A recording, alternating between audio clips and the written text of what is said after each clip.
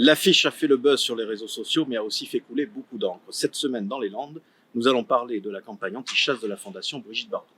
Vous les avez certainement vus si vous vivez à Mont-de-Marsan ou à Dax, ces immenses panneaux 4x3 qui invitent les chasseurs à sauver des vies en restant chez eux.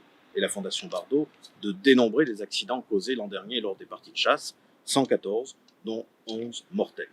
Forcément, cette campagne n'est pas passée inaperçue dans un département fort de 20 000 chasseurs. Elle a été vécue comme une agression, voire une incitation à la haine envers la ruralité par de nombreux élus et associations.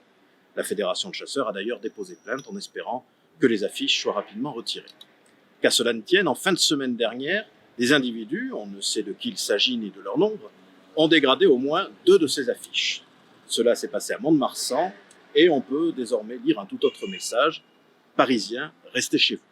La réponse du berger à la bergère, en quelque sorte. Si les réseaux sociaux ont été enthousiasmés par cette formule, la dégradation d'un support publicitaire n'en reste pas moins un délit puni de 30 000 € d'amende et de 2 ans d'emprisonnement.